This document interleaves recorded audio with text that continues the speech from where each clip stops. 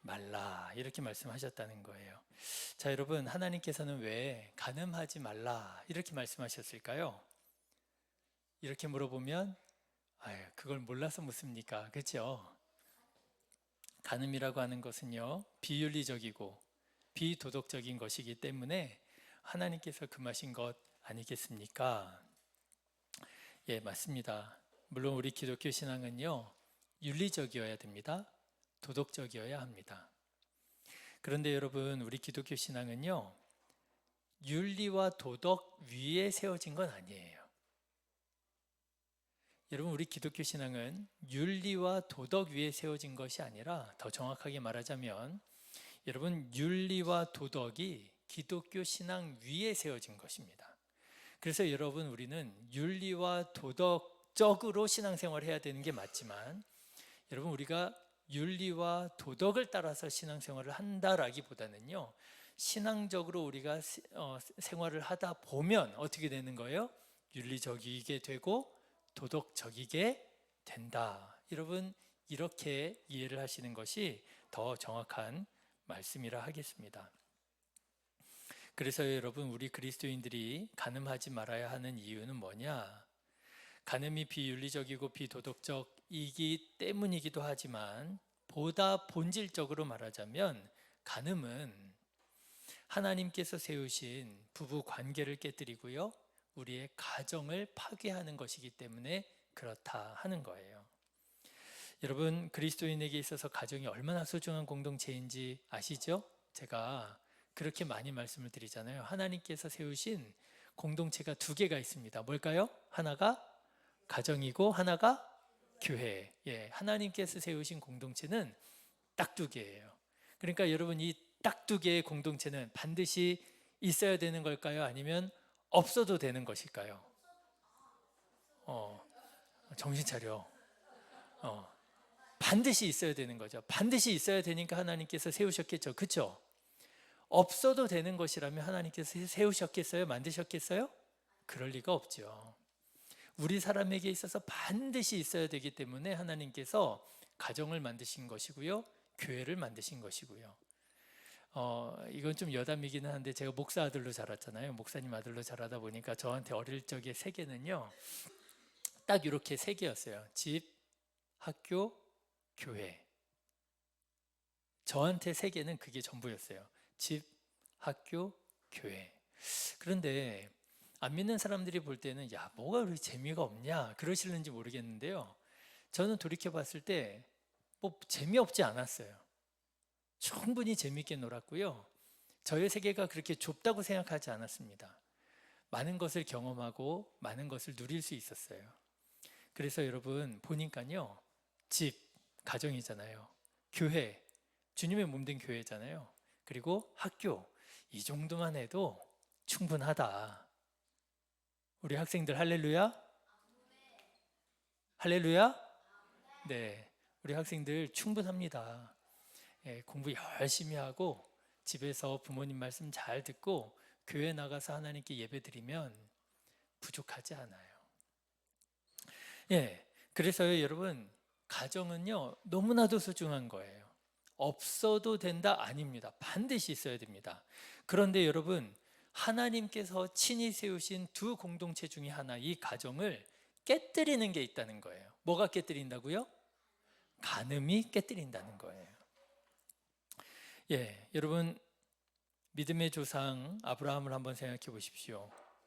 온전한 가정을 이룰 수 없는 사람이었잖아요. 그런데 하나님께서 그런 아브라함에게 이삭이라고 하는 아들을 주셔서 가정을 온전하게 이루게 하십니다. 그래서 아브라함의 가정을 통해서 무엇을 이루시려고 하신 거예요? 하나님의 민족, 하나님의 나라를 세우시려고 한 거잖아요. 그리고 그 하나님께 세우신 그 하나님의 나라가 나중에 무엇으로 이어져요? 예수 그리스도의 몸된 교회로 이루어지는 것이지요. 예, 하나님께서 원하시는 것은요, 바로 이렇게 교회와 가정을 통하여 하나님의 나라로 점차로 발전되어져 가고 확장되어져 가는 것. 여러분, 이것이 하나님께서 우리를 통해서 이루시기 원하시는 꿈이고 목표거든요. 얼마나 소중합니까?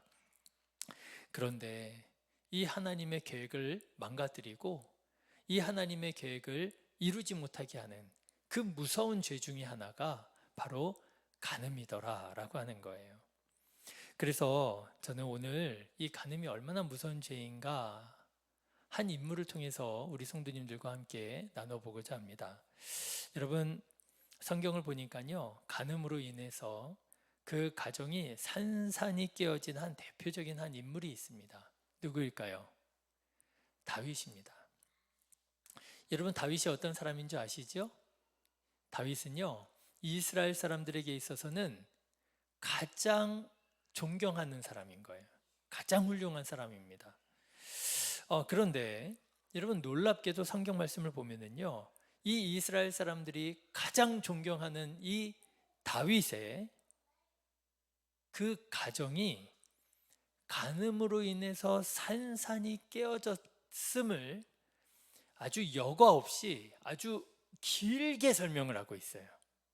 여러분, 참 그 이상한 일 아니겠어요? 우리 민족의 위대한 영웅이에요. 그러면 뭘 기록하고 싶어요? 잘한 것들을, 빛난 것들을 기록하고 싶잖아요.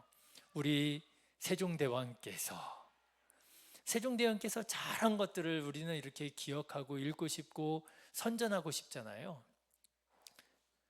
여러분, 요즘에는 조금 덜한 것 같기는 한데 광개토 대왕께서, 그렇죠? 저 만주벌판을 달리고 뭐 잘한 것들을 우리는 기억하고 싶고 기록기에 남기고 싶고 그렇잖아요. 그런데요, 그리고 역사는 대부분 그렇습니다. 잘한 것들만 기록을 해요. 그런데 이상하죠. 성경을 보니까요, 다윗이 물론 잘한 것들도 많이 기록을 했어요. 그런데 여러분, 놀랍게도 성경에 상당히 많은 부분이 다윗이 얼마나 추악한 죄를 지었는지, 그리고 그 추악한 죄로 인하여 그의 가정이 어떻게 산산이 부서지게 되었는지를 진짜 여과 없이 아주 구체적으로 아주 길게 기록을 남기고 있어요. 사무엘하 11장 말씀입니다. 다윗이 어느 날 이렇게 이제 늦은 오후 저녁에 일어나서 침상에서 일어나서 이제 거닐고 있었어요. 벌써 분위기가 심상치 않죠? 예, 사람이 아침에 일찍 일어나서 부지런히 움직여야 되잖아요. 옛날에는 전기 이런 것도 없으니까 해 뜨면 일어나는 거잖아요. 해 지면 자는 거고. 그런데 성경 말씀을 보면은요, 다윗이 늦은 오후에 일어났나 봐요. 침상에서. 그러니까 이제 벌써 게을러진 거예요. 그래가지고 일어나가지고 아마도 무슨 테라스 같은 데겠죠. 이렇게 이제 밖에 나가서 거닙니다. 여러분, 이스라엘을 가보시면은요, 이렇게 이제 그 지중해 지역이 덥잖아요. 그러니까 조금 그래도 사람이 살만한 곳은, 선선한 곳은 언덕, 산이라고 할 수는 없지만 그래도 지대가 높은 데에 올라가면 그래도 좀 시원한 거예요. 아니면 바닷가나. 그러니까 이제 우리 성경에 나오는 거의 주된 도시들은 거의 산 정상 쪽에 있습니다. 예루살렘도 그래요. 그러니 그 이제 산 위에 있는 예루살렘 성, 그 성 중에서도 가장 높은 곳, 거기에 뭐가 있을까요? 왕이 사는 왕궁이 있는 거예요. 그러니까 왕궁에서 나와서 테라스를 딱 내려다 보면은요, 예루살렘 성 집이 쫙 내려다 보이는 거예요. 그런데 그렇게 벌써 이제 게을러져 가지고 늦은 오후에 일어나 가지고 쫙 보는데 거기에서 한 운명적인 여인을 만나게 됩니다. 누구일까요? 그 사람이 밧세바예요. 그래가지고 이 밧세바를 보고 완전히 눈이 그냥 콩깍지가 씌운 이 다윗이요, 밧세바와 간음을 하게 됩니다. 자, 그런데 이 간음이 간음으로 끝나지 않습니다. 다윗이 간음을 덮기 위해서 밧세바의 남편이자 자기의 충성스러운 장군인 누구? 우리아를 고의로 전장에서 전사시키게 돼요. 가장 맹렬하고 치열한, 그러니까 위험한 곳에 우리아 장군을 보내가지고 거기서 싸우게 한 거예요. 그리고 전사를 하게 만든 거예요. 아무도 몰라요. 요압이라고 하는 사령관밖에 몰라요. 그렇게 해가지고요, 그 간음이라고 하는 자기의 치부를 덮어버리려고 했습니다. 그런데 여러분, 완전 범죄인 줄로만 알았던 이 모든 일들을 누가 보고 계셨어요? 하나님이 보고 계셨어요. 하나님이 다 보고 계셨고요. 하나님 마음 아파하시고 계셨고요. 하나님께서 분노하고 계셨던 거예요. 그래서 하나님께서 그 다윗의 가정에 심판을 내리시는데, 여러분 성경에 보니까요, 그 심판이 어떻게 나오느냐, 다윗의 가정이 산산이 부서지는 것으로 나옵니다. 여러분 성경에 보면은요, 다윗의 아내들이 많이 나와요. 그런데 여러분 당시의 관점에서 보면 남자에게 아내가 많다라고 하는 것은요, 하나의 성공의 증거였습니다. 일부 다처제였잖아요. 제가 1999년에 배낭을 싸들고 이제 유럽 여행을 갔습니다. 영국부터 시작해서 유럽을 한 바퀴 쫙 돌고, 그리고 이탈리아로 내려와서 배를 타고 그리스로 건너가서 그리스에서부터 또 이제 저기 터키 뭐 이렇게 해서 쫙 돌고 이스라엘 해가지고 이집트 해가지고 돌아왔거든요. 근데 제가 이탈리아에서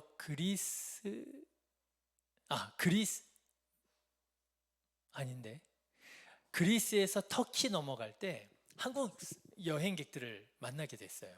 여자 2명이었는데, 그런데 이제 이 여자분 두 분이 제가 이제 한국 남자고 하니까 반가우셨나 봐요. 여러분 외국에서 한국 사람 만나면 반가워요. 요즘엔 좀 안 그렇더라고요. 요즘에는요, 이렇게 지나가다가 한국어가 딱 들리잖아요. 그럼 이렇게 살짝 피해 갑니다.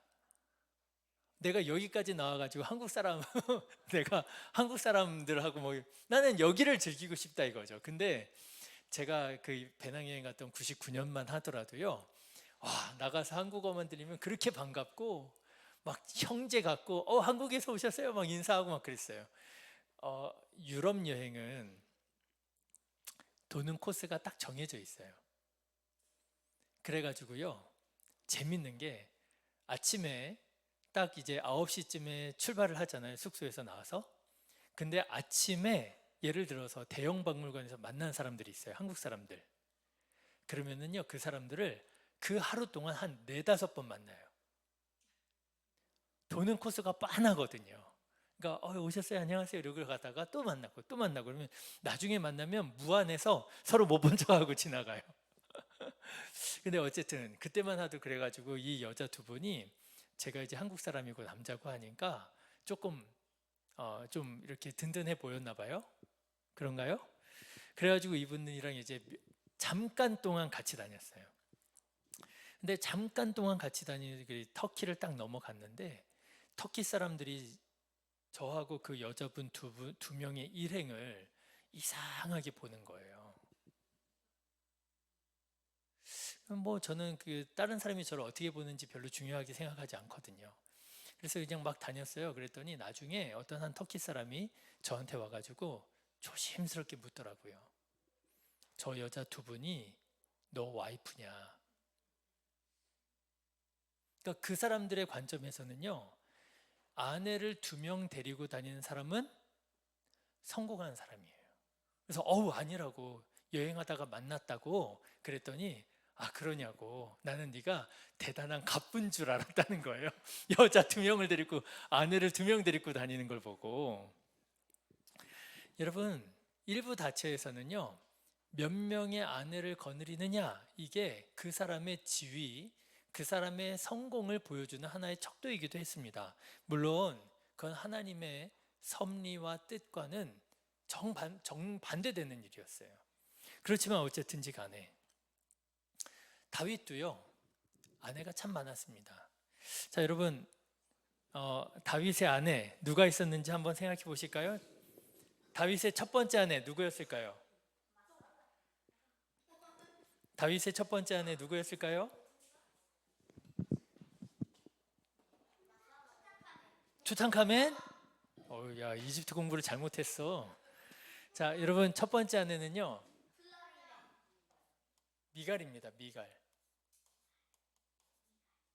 미갈은요, 다윗에게 있어서는요, 첫 번째 운명 같은 여인, 첫사랑이었어요. 성경에 보면 미갈이 다윗을 사랑했더라라고 하는 표현이 나와요.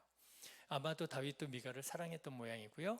그래서 미갈은 다윗에게 첫사랑이었는데 제가 그냥 첫사랑이라고 쓸게요.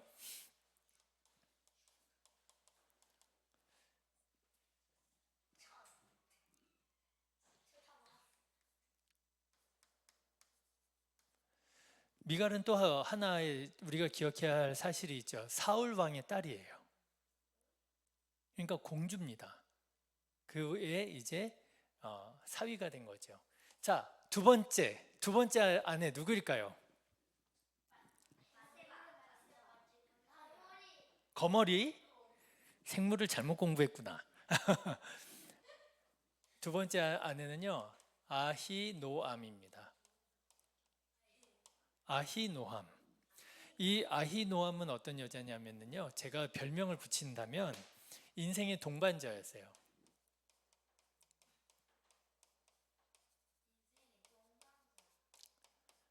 여러분, 이제 다윗이 그의 이제 운명적인 아내인 미갈을 사울 왕에게 뺏기게 됩니다. 사울 왕이 다윗을 미워하고 시기했잖아요. 그래가지고 자기 딸을 다윗에게 줘놓고 싫어지니까 그 딸을 뺏어다가 딴 남자한테 줘버려요. 그러니까 다윗이 얼마나 마음에 상처가 되었겠습니까? 그래서 아내를 빼앗긴 채로 사울 왕의 진노, 이제 위협을 피해서 광야 생활을 전전하고 있었어요. 그러던 중에 아히노암이라고 하는 여인을 만나게 돼요. 그런데 이 아히노암이 그때 이 다윗이 광야에서 막 도망다니면서 그 어려운 시절을 보낼 때에 그때 다윗 곁에서 다윗과 그 모든 그 어려운 순간들을 다 같이 한 여자가 이 아히노암이라고 하는 여자였어요. 그래서 저는 인생의 동반자다 이렇게 별명을 붙여 봅니다. 자, 세 번째 누구일까요? 아비가일입니다.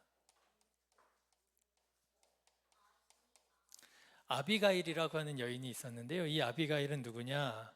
이 사람은요, 이 사람 역시 광야를 이제 막 전전하면서 사울 왕을 피해서 도망을 다니다가 한 나발이라고 하는 무례한 사람을 다윗이 만나게 돼요. 그런데 이제 이 나발이 이제 다윗을 막 함부로 이제 무시합니다. 도망다니고 그러는 이제 다윗의 신세를 뭐 조롱하기도 하고요. 근데 이 아비가일이라고 하는 사람이 바로 이 나발의 아내였거든요. 근데 자기 남편인 나발이 다윗을 함부로 무시했다라는 소식을 듣자마자 이 아비가일이 굉장히 지혜로운 사람이었거든요. 그래서 얼른 선물을 준비해 가지고 다윗을 찾아가서 그 선물로 다윗의 진노를 풀고 다윗이 자기 그 남편이죠, 나발을 죽이지 않도록 그렇게 진노를 풀게 돼요. 지혜로운 여인입니다. 근데 이제 나발이 나중에 그 소식을 알게 돼요. 다윗이 자기를 죽이려고 했다는 사실을 알게 되고요. 깜짝 놀래가지고 놀라서 죽게 돼요. 그리고 나서 이 아비가일이 다윗의 아내가 됩니다. 그래서 여러분, 이 아비가일을 별명을 붙이자면 저는 그렇게 별명 붙일 수 있을 것 같아요. 지혜로운 여인이다라고.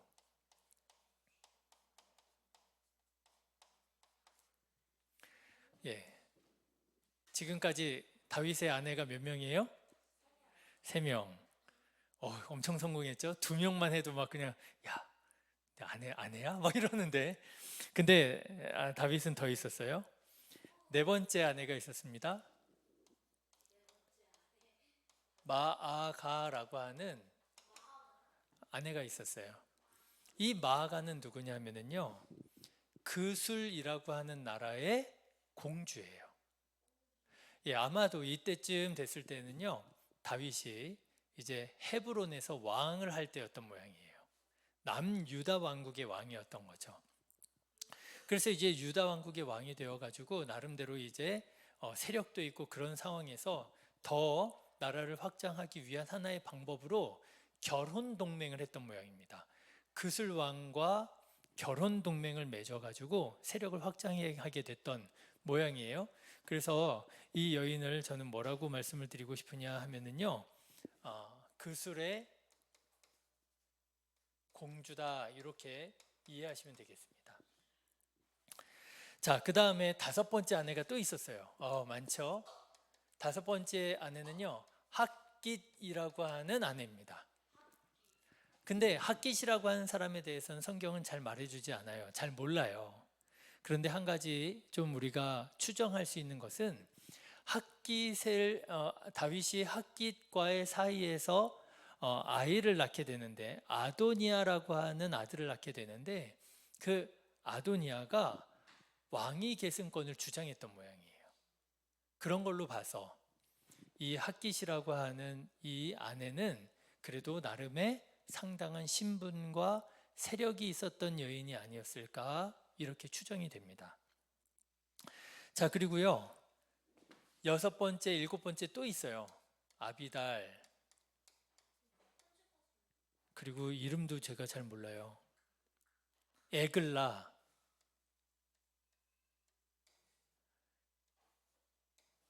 이 사람들은 어떤 사람들인지 잘 모르지만 아내로 성경에 등장합니다. 자, 그 다음에 여덟 번째가 누구게요? 여덟 번째가 바로 밧세바예요.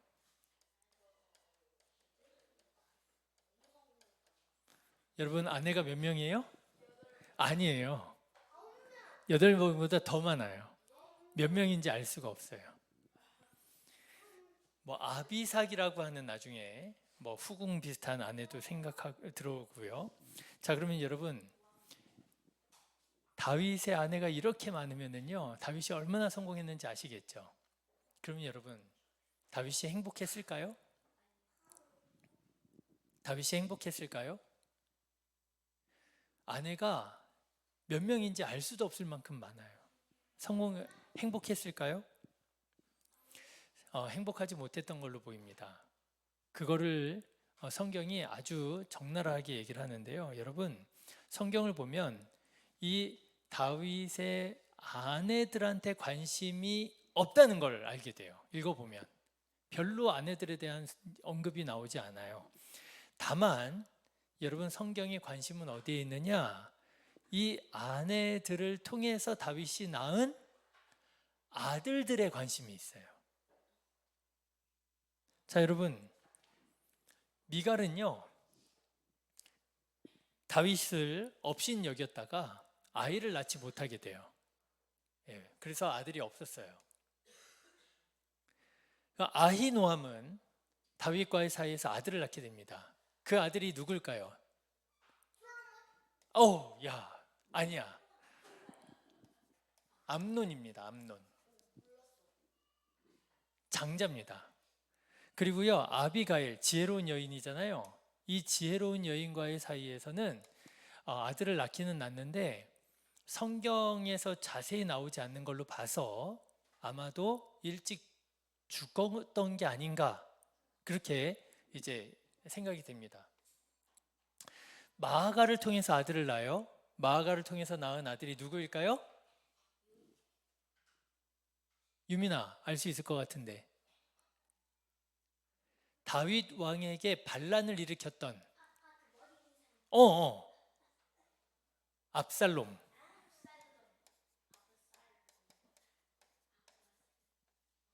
그리고 여동생이 있었어요. 여동생 다말.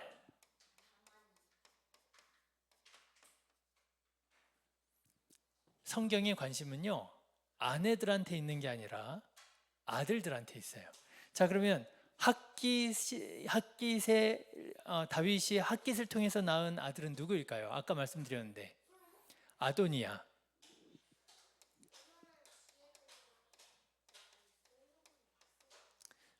그렇지. 솔로몬은 이제 나와. 밧세바를 통해서 솔로몬을 낳게 되죠. 맞아요. 지혜로운 왕이에요. 자, 그런데 여기서부터가 정말 중요해요. 여러분, 아들은요, 하나님의 선물입니다. 하나님의 복이에요. 그렇죠? 그런데 여러분, 성경을 보잖아요. 이 다윗의 아들들이 비극적인 역사를 쓰게 됩니다. 자, 암논이라고 하는 사람이 어느 날 이렇게 딱 보니까 자기 이복 동생이지요. 다말이 너무 예쁜 거예요. 그래가지고요, 암논이 다말을 범합니다. 말하자면 간음을 해요. 말하자면. 그런데 이 일이 그냥 다윗도 그렇고요, 어물쩍 넘어가게 됩니다. 쉬쉬하고 넘어가게 돼요. 그러니까 이 일에 대해서 다말의 친오빠인 압살롬이 분노해요. 이복형이죠. 형님이 어떻게 해? 또 아버지에 대한 반감도 생겼던 모양이에요. 아버지가 어떻게 해? 그래가지고 압살롬이요, 2년 동안 그것을 꾹 눌러 참고 있다가 어느 날 갑자기 압살롬과 형제들을 다 죽여버립니다. 그리고 어디로 도망쳐요? 외할아버지 댁인 구술로 도망치게 됩니다. 압살롬의 엄마가 구술왕의 공주였잖아요. 그러니까 자기 외할아버지 나라로 도망을 쳐버려요. 근데 이때 다윗은요, 아들들한테 약간 이제 좀 이렇게 뭔가 아들 바보? 아들들한테 쩔쩔매는 그런 왕이었던 모양이에요. 이 다윗이 아무 말도 못하고 그냥 야 압살롬아 돌아와만 다오 뭐 이렇게 압살롬을 그리워해요. 그래가지고요, 옆에 있는 사람들이 도와가지고 압살롬을 데리고 오게 됩니다. 근데 이제 다윗과의 관계가 이제 서먹서먹한 거죠. 그러던 중에 압살롬이 이제 반란을 일으키게 돼요, 아버지한테. 그래서 아버지한테 반란을 일으키게 되는데, 그 반란이 일으켰는데 이제 압살롬의 군대가 그때 당시로는 힘이 셌던 모양이에요. 예루살렘으로 딱 진격해 들어오니까 다윗이 예루살렘 성을 버리고 도망을 치게 돼요. 그때 버리고 도망을 칠 때 지었던 찬송시로 여겨지는 것 중에 하나가 시편 23편이라고 합니다. 예, 정확한 건 아닌데요, 시편 23편이 그때 지어진, 여러분 시편 23편 무슨 말씀인지 기억나시죠? 여호와는 나의 목자시니 내게 부족함이 없으리로다. 그 시잖아요. 그 시가 자기 아들이 반란을 일으켜서 수도 예루살렘을 버리고 도망할 때 지은 시로 여기는 사람들이 있어요.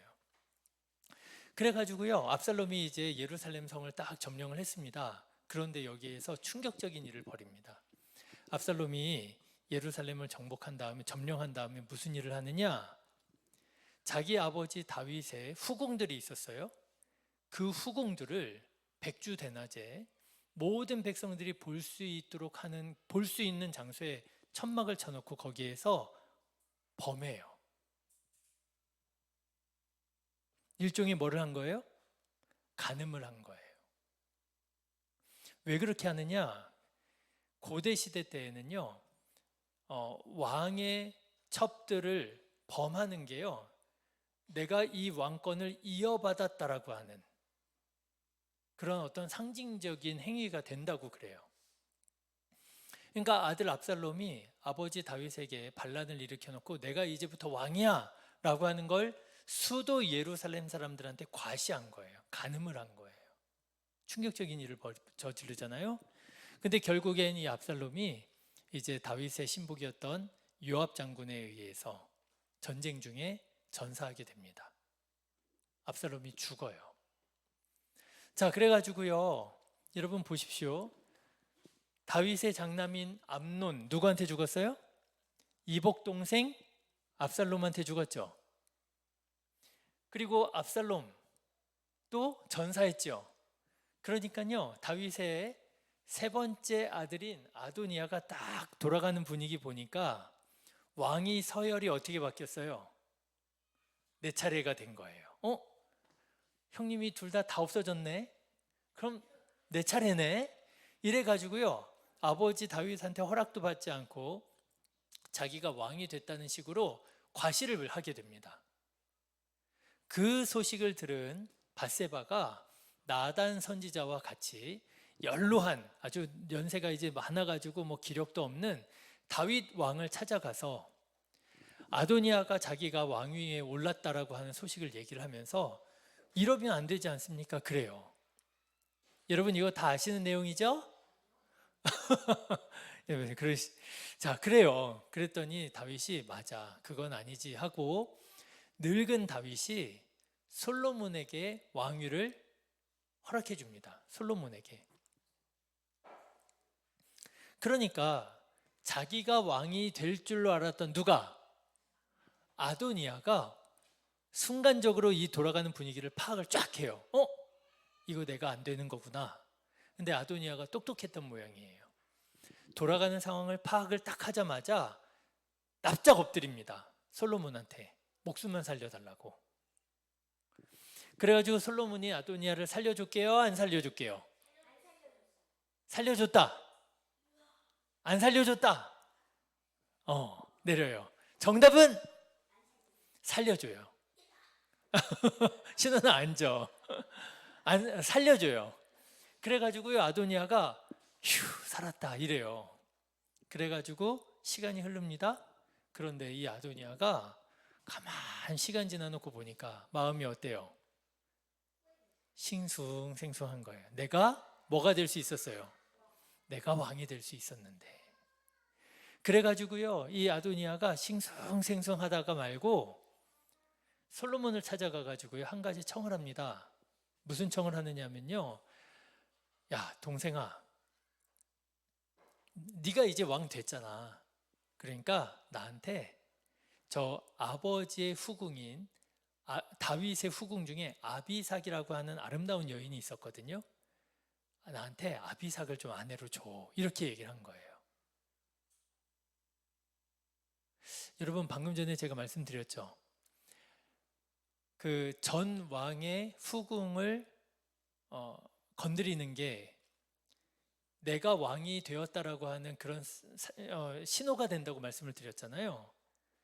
솔로몬이 아도니아의 청을 딱 듣고 그동안 참고 참아왔던 그 화를 확 내게 돼요. 내가 지난번에 봐줬는데 네가 선을 넘는구나. 그리고 솔로몬이 아도니아를 어떻게 했을까요? 죽였어요. 그래가지고 여러분 보이십니까?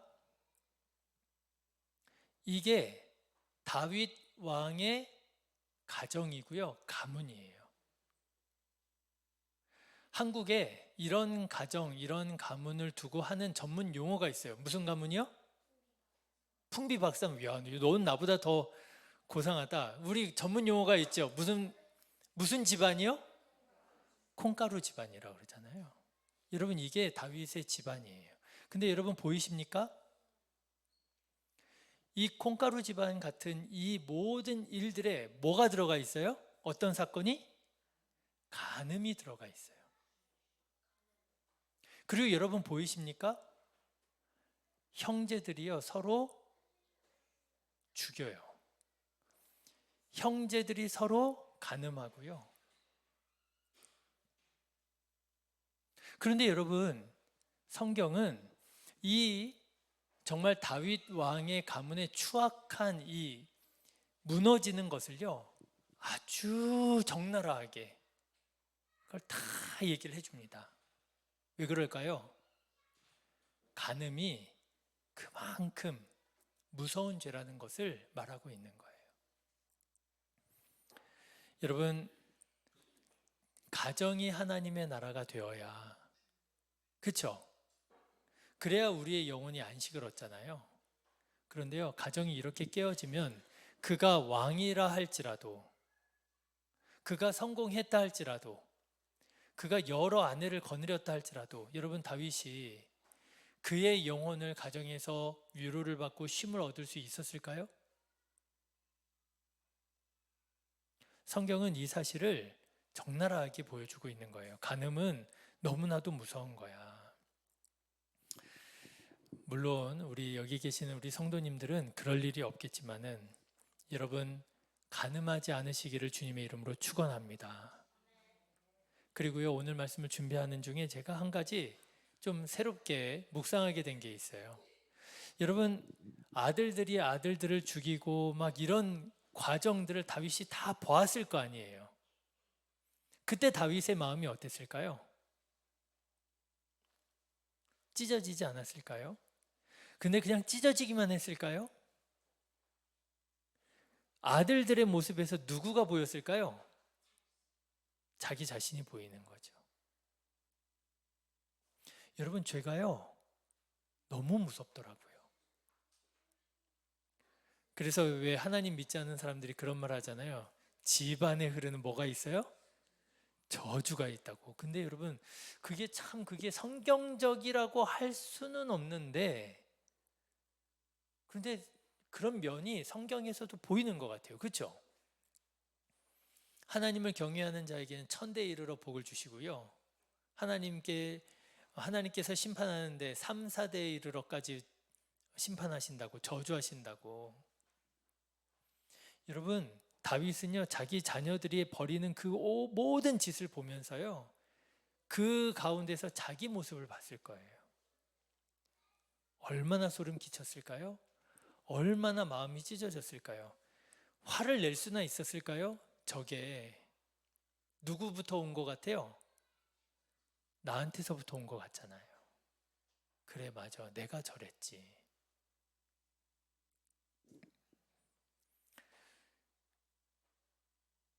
저는 우리 성도님들이 하나님께서 우리에게 주신 가장 귀한 소중한 공동체, 가정과 교회를 지키고 사랑하는 우리 성도님들이 되어서 가늠하지 않고 그 은혜와 복을 누리며 살아가게 되시기를 간절히 기도합니다.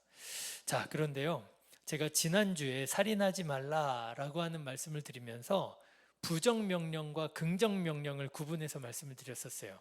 기억나죠? 안 나세요? 뭐뭐 하지 마라, 이게 부정명령이잖아요. 근데 부정명령을 부정명령으로 읽기보다 긍정명령으로 바꿔서 읽으면 하나님의 마음을 우리가 조금 더 정확하게 이해할 수 있는 것 같다. 제가 지난주에 그렇게 말씀드렸어요. 자, 그러면 여러분, 간음하지 말라, 긍정명령이에요, 부정명령이에요? 부정명령이잖아요. 그러면 여러분, 간음하지 말라라고 하는 이 부정명령을 긍정명령으로 바꾸면 어떻게 바꾸면 될까요? 그러면 하나님의 뜻을 우리가 조금 더 정확하게 이해할 수 있을 텐데, 우리가 간음하지 말라라고 하는 말로만 들으면은요, 아마 나는 간음 안 했어, 나는 하나님 앞에 의로운 사람이야, 이렇게 생각할 사람들 많을 거예요. 그런데 그건 하나님의 뜻이 아니란 말이죠. 하나님의 정확한 뜻은 뭘까요? 간음하지 말라, 이거 긍정명으로 바꾸면 뭘까요? 가능하면 하지 마. 저는요, 두 가지로 말씀을 드리고 싶어요. 첫 번째는 내 배우자를 사랑해라. 여러분, 이거 아닐까요? 간음하지 마. 긍정명령으로 바꾸면 내 배우자를 사랑해라. 여러분, 우리가 우리의 배우자를 사랑하는 것이야말로 우리를 향하신 하나님의 뜻을 지켜나가는 것이란 말이죠. 하나님께서 우리에게 왜 배우자를 주셨어요? 창세기 2장에 보니까 돕는 배필이라고 했단 말이에요. 도우라고 하나님께서 주셨단 말이에요. 그러면 여러분, 하나님께서 우리에게 주신 이 배우자를 우리가 정말 사랑하고 그와의 관계를 하나님께서 원하시는 관계로 만들어가는 것, 이것이야말로 간음하지 말라고 하는 하나님의 뜻을 이루어가는 모습이 아니겠는가. 여러분, 배우자를 사랑하시기를 주님의 이름으로 축원합니다. 배우자가 아니라 다른 사람 사랑하지 않으시기를 주님의 이름으로 축원합니다. 예, 그게 첫 번째고요. 두 번째가 있을 것 같아요. 간음하지 말라의 두 번째, 긍정명령. 그거는 내 가정을 하나님의 나라로 지켜라 라고 하는 말씀인 것 같아요. 말씀드렸죠. 여러분, 간음은요, 하나님의 나라를 깨뜨리는 거예요. 하나님의 나라와 같은 가정, 그 가정을 깨뜨리는 게 간음이라고 한다면 여러분 간음하지 말라라고 하는 말씀은요, 우리의 가정을 하나님의 나라로 지켜나가야 된다라고 하는 말씀으로 이해할 수 있을 것 같아요. 여러분의 가정이 하나님의 나라가 되시기를 주님의 이름으로 축원합니다. 예, 그렇게 지켜나가기 위하여 사랑하고 이해하고 용납하고 받아들이고, 그럴 때 우리의 가정이 하나님의 나라가 되는 것이죠. 여러분, 하나님께서 하나님의 백성들에게 말씀하십니다. 간음하지 말라. 여러분, 이 말씀을 말씀의 내용만 가지고 지켜서 나 간음하지 않았어, 나는 말씀을 잘 지켰어, 그렇게 읽지 마시고요, 여러분의 배우자를 사랑하고 가정을 하나님의 나라로 지키는 우리 성도님들 되셔서 하나님의 뜻을 온전히 이루어가는 주의 백성들 되시기를 간절히 기도하겠습니다. 기도하겠습니다. 하나님 아버지, 하나님께서 하나님의 나라, 주님의 몸된 교회를 이루시기 위하여 우리의 가정을 세우신 줄로 믿습니다. 여러 사람들 가운데에서 부부로 만나게 하시고 하나님께서 생명을 주어 자녀를 낳게 하셨음을 믿습니다. 주님, 도와주시어서 우리의 가정을 하나님의 나라로 지켜나가는 우리 성도님들 되게 하여 주시고, 우리의 가정을 깨뜨리고 무너뜨리는 이 간음의 죄, 하나님 행여라도 일어나지 않도록 우리들의 마음을 주장하여 주시옵소서. 하나님, 우리의 가정이 더욱 하나님을 경외하는 믿음의 가정 되기를 원합니다. 주님 도와주시어서 좌로나 우로나 치우치지 않게 하여 주시고 주님 기뻐하시는 믿음의 한 길로만 나아가게 하여 주시옵소서. 이 밤에 주님께서 우리들의 마음을 편안하게 하여 주시어서 내일 아침에 일어날 때에도 정말 거뜬하게 일어나서 하나님께 영광 돌려드리는 복된 하루 맞이할 수 있도록 주님 복을 내려 주시옵소서. 이제는 우리 주 예수 그리스도의 은혜와 하나님 아버지의 크신 사랑과 성령님의 감동 감화 역사 충만하심이 오늘도 주님의 기뻐하시는 가정으로 지켜나가기를 결심하는 우리 사랑하는 이 자리에 속한 모든 심령 머리 위에 이제로부터 영원토록 함께 하옵시기를 간절히 축원하옵나이다. 아멘.